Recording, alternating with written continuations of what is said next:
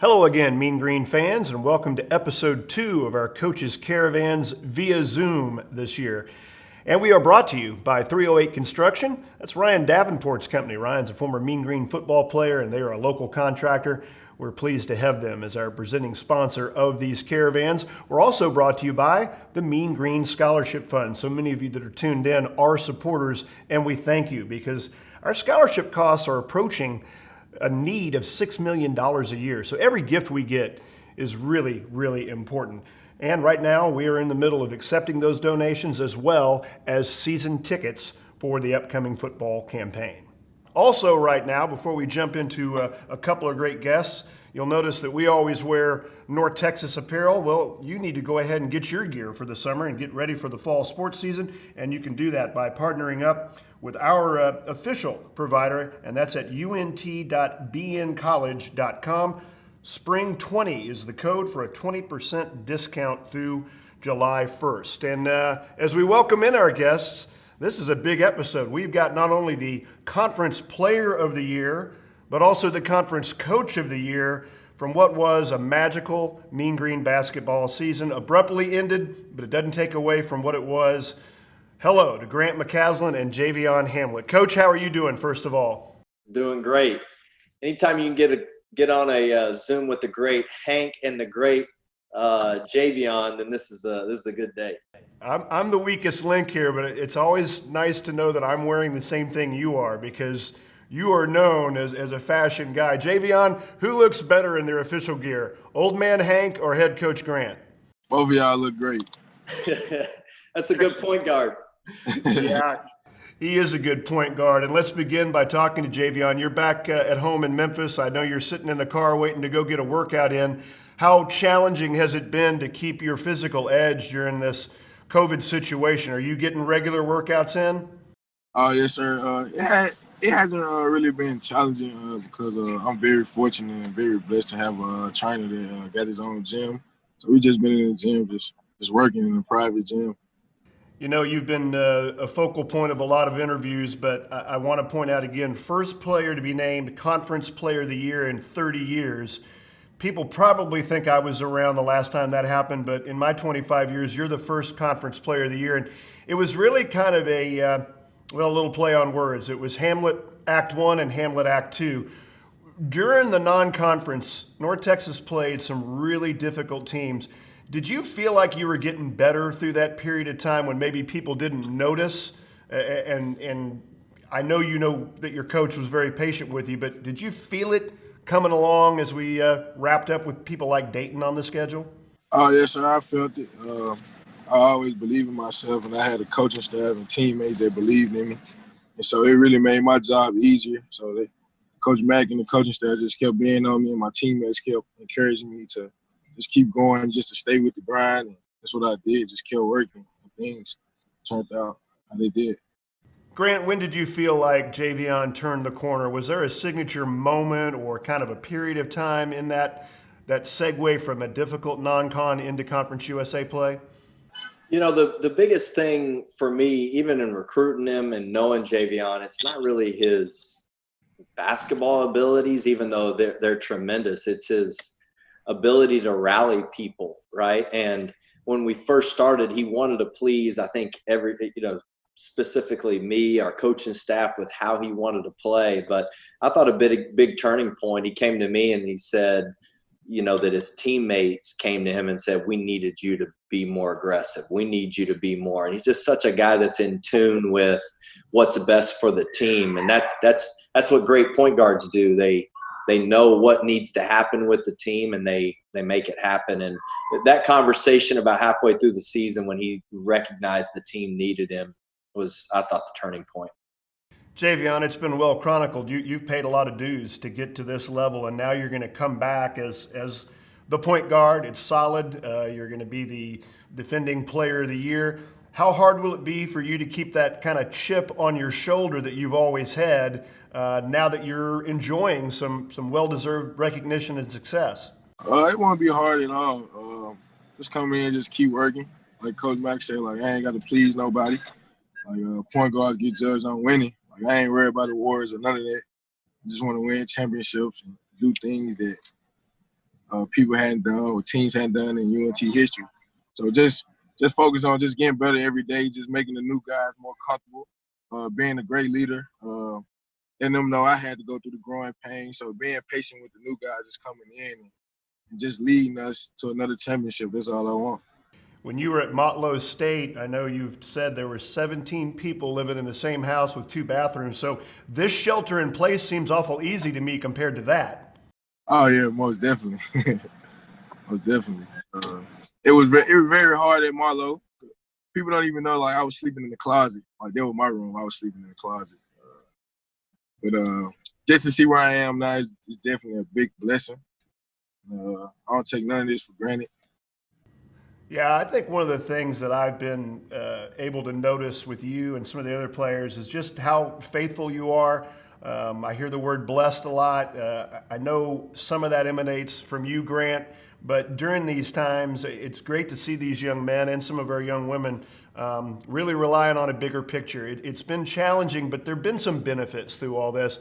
In your mind, Coach, what have been some positives that have come out of the COVID crisis? I think the hard part for all of us is, and I think Javion said this, we're blessed for our health. I think you start recognizing really what's important, what you have in your life that's important, and maybe trying to find different ways to put those priorities in order, that we aren't promised another breath. So to be able to have the opportunities to love our families, and to put those things that are most important, faith, in perspective of what really matters. But it also makes you appreciate being on a team. I mean, I miss it. I miss being with our guys every day. I mean, I know there's probably a lot of different things that we're going to be allowed to do and not allowed to do, but I miss hugging our guys. I miss being in the trenches. I miss getting a pad out and pushing on a player. I mean, I miss all those things. So just valuing the little things that you get every day is probably the biggest positive.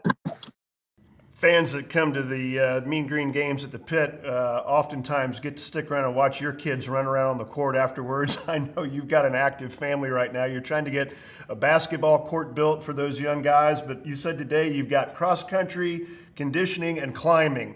So the kids have remained active through all this, and I think the great thing watching you and your young family is that this family time probably is more valuable to you and people in your profession than ever before, because those kids are seeing you a lot more than they normally would. Yeah, I mean, it's been remarkably unique, and I probably, my wife has days that she wishes I was back with the team equally, but that part has been the blessing for all of us. And I really have been impressed with our guys. I mean, their resiliency to find different ways to work out. I mean, and Coach Wright's done a tremendous job. Our staff's done a tremendous job. We've just got great people. I can't say that enough. I mean, I'm thrilled about our upperclassmen and how they've kind of taken this time to figure out ways to get it done. We talk about it all the time. Guys laugh at me that you got to figure it out, and our guys have. I mean, they're resilient. They've found different ways to get jobs.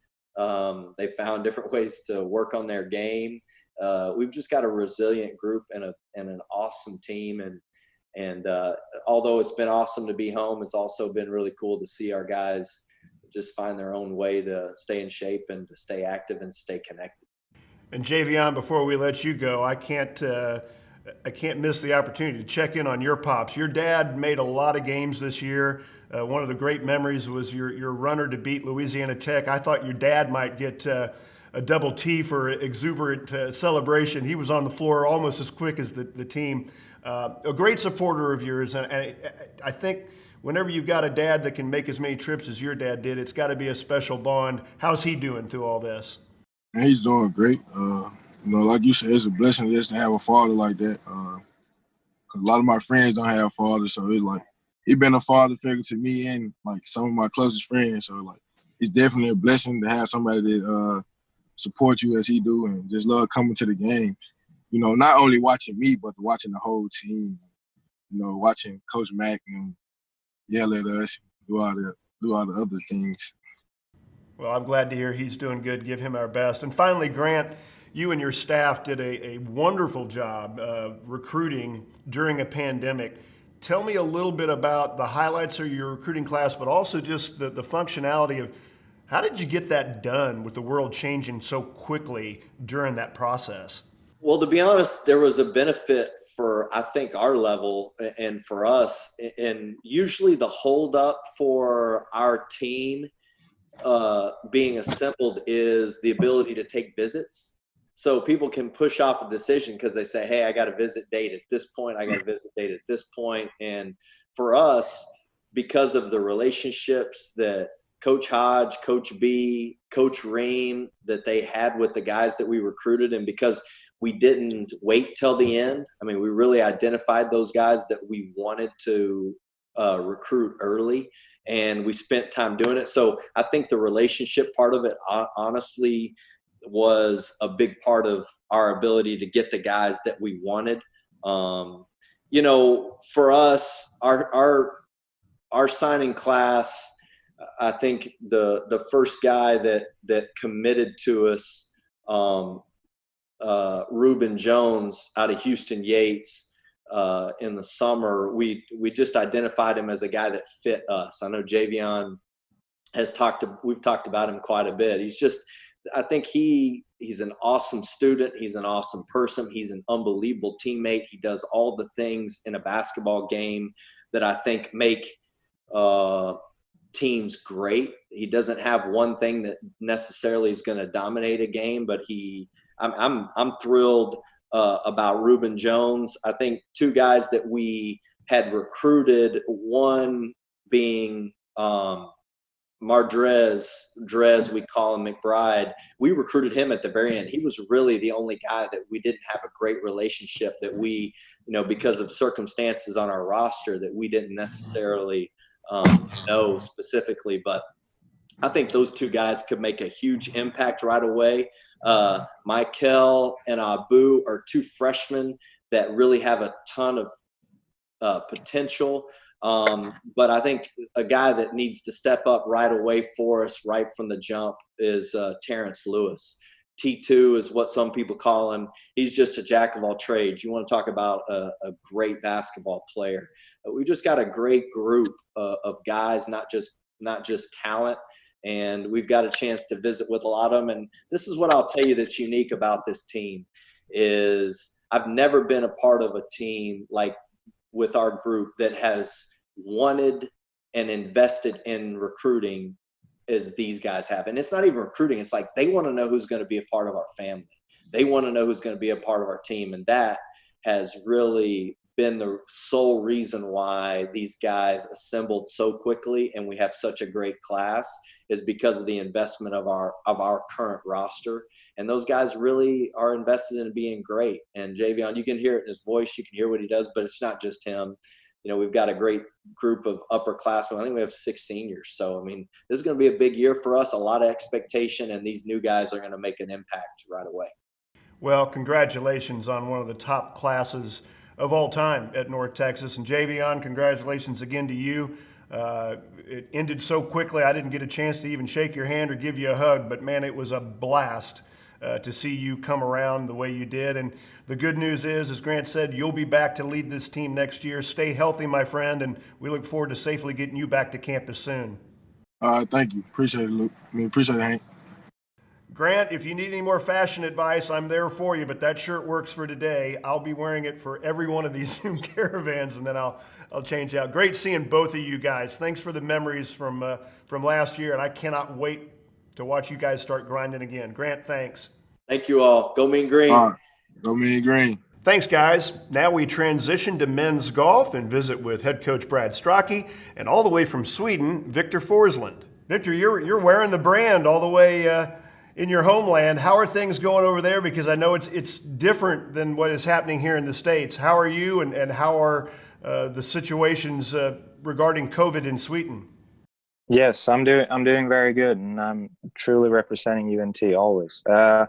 So in Sweden, it's a little bit different from other countries. We have from the start. When the coronavirus came to Sweden, the government decided that they're gonna they're gonna do a different approach, which is basically no restrictions, and they left the responsibility to the citizens. So we're supposed to take our own responsibility. But I'm pretty much living my usual life, which is very nice. I don't have to. I mean, I can go to restaurants. I can go to a bar if I want to. I can play in my golf course and all that. So that's very nice. So I'm happy to be in Sweden right now. Well, we are happy to see you safe and healthy, and I know, Coach Strachey, you're going to be happy to see not only Victor, but the rest of your team, hopefully in August, as you try to safely return everyone. It's easier said than done because you've always had a very international-based roster. Correct. It is going to be interesting this year, getting the kids back in August. It's been a long time since we've seen them. We see them through Zoom, but most of my guys are gone in March. So we've had a lot of time off, and the kids have been back with their families, which is great. I believe this year they're going to be itching to play in that first event. They're going to be more prepared than they were last year, and we're really looking forward to having everybody back. Your team was really starting to play well, and I know you have lofty expectations. It had to be especially frustrating to know that you were starting to hit your peak right when the spring season had the rug pulled out from underneath us. Correct. The guys were playing well. We're getting better and better throughout the whole team. It wasn't just one or two guys. We had 6, 7 guys playing at a high level that were getting in the lineup, producing, and we're looking forward to going to the Cajun event, which we thought we had a good shot at winning. And out of season, we have 5 events left, counting the conference championship. So we had about 45% of our season left. And I thought we were just hitting our peak, like you said, and hitting our stride. And it was very disappointing. But, these guys got another year of eligibility. Victor's going to come back for 2 years instead of just 1 now. And to have a guy like that come back is really going to help our program out a lot. So there's some good things that came about, not playing the end of the season. Victor, you are the unquestioned leader, scoring average of 73, and coming back, you'll be looked upon not only for production but for leadership. How do you view taking on that role when you do get back on campus? I like having that role, and I really look forward to getting back on campus and welcoming the new freshmen and try to take care of them and help them become better and show them the way. So I'm very excited to get back. Every team has the same challenge right now. Athletes are away from their coaches, they're away from their strength coaches. And so it's really on everybody to kind of keep their own regiment alive. You're able to play a lot of golf right now. Are you still talking to Brad and working on special things? How does the coaching and the student athlete arrangement work right now from your perspective, Victor? Yeah, good question. So I basically have 2 coaches. I have Coach Strachey, and I have my own coach in Sweden. And what I've done is I do my short game and my putting with coach, and my swing, I do that with my coach here in Sweden. So now here in Sweden, I've focused a little bit more on my swing because I'm able to see my coach here in Sweden, my swing coach. But I'm still talking to coach a lot, and we worked a lot on my putting this spring, and we're still continuing to working on that.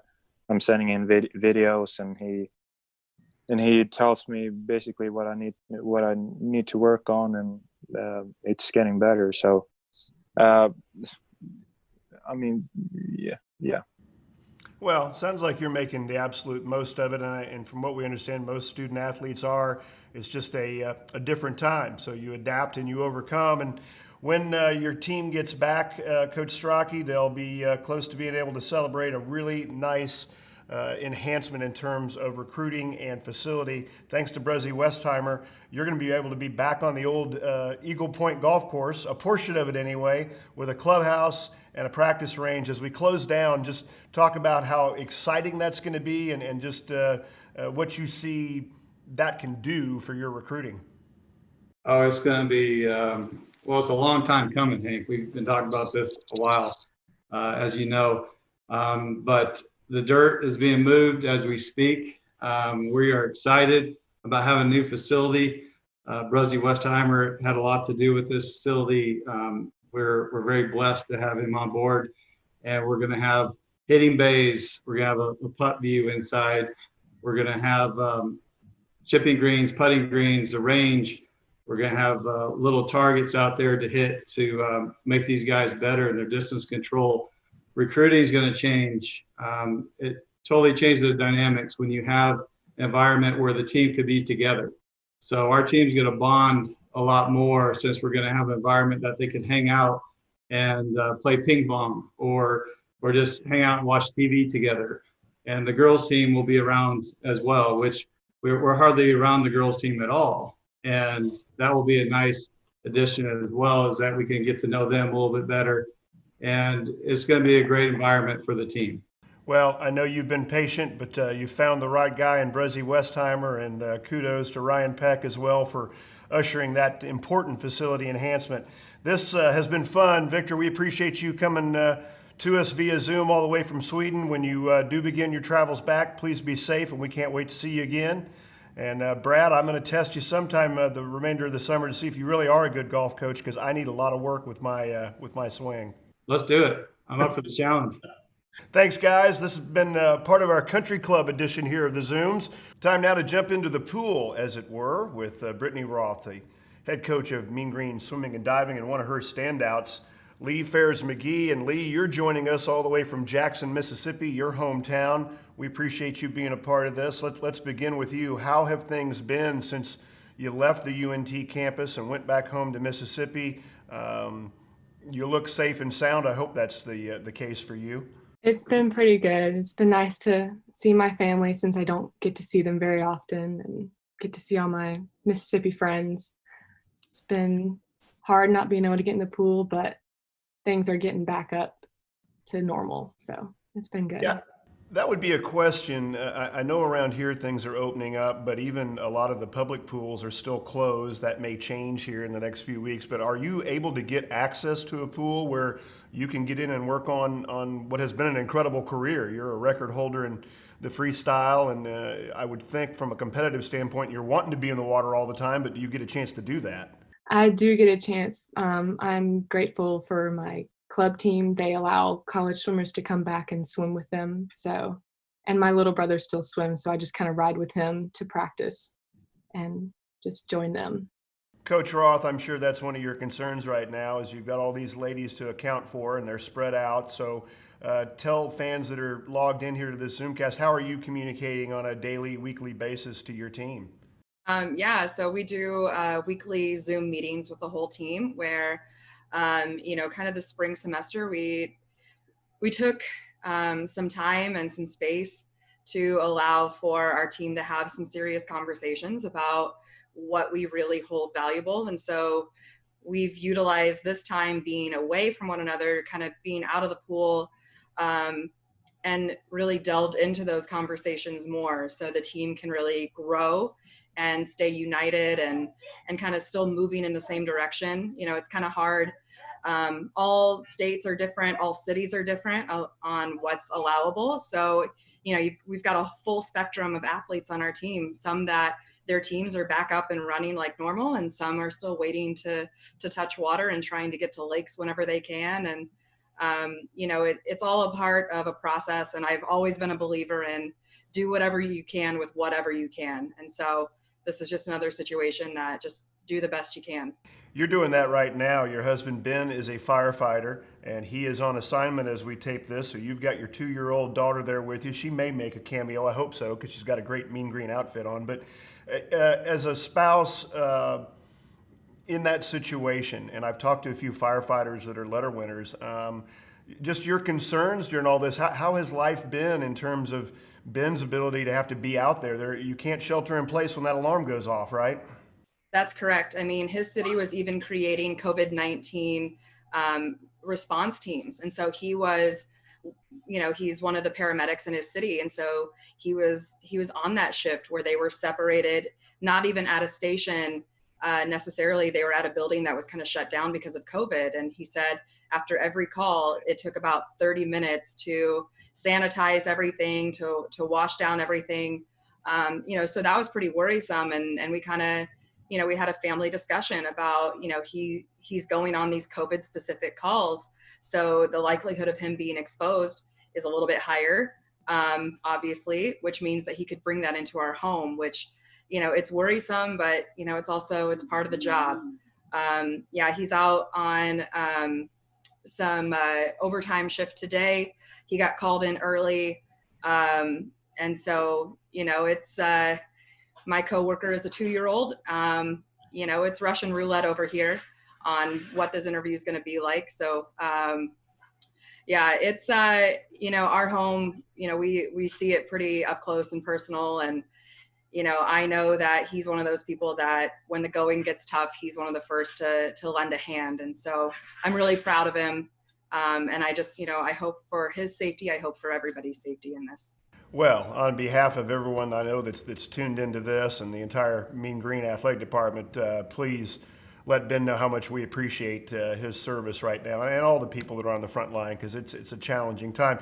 And you need to try to get Isadora at least into the Zoom here while I go back over to Lee. Lee, now I've got some notes here. It says during a team TikTok video that you pulled a chicken out of a refrigerator. I pulled a chicken out of a freezer this weekend, so I'm trying to figure out what's so special. Was it a live chicken? It was a live chicken. Our family has a bunch of chickens in our backyard right now. Okay, so that makes it a little bit more special. Is that one of the ways that you and the team have kind of just tried to keep up with one another? TikTok, Twitter, any kind of social media? We did a TikTok video, and every week we've been sending different pictures in our group, like baby pictures or funny action shots or funny pet pictures. So it's a fun way to stay in touch with everyone. Well, you're already a team leader. You'll be a captain again next year, and just talk a little bit about the maturity that it takes to suddenly get a little further on in college and accept a leadership role. Is that something you look forward to? I do. It's nice to have one year of leadership under my belt, and so now I can learn from what I did last year, and I have the same co-captains plus a new one, and it's been fun to work with them because we bounce off ideas off each other all the time, and it makes it a lot easier.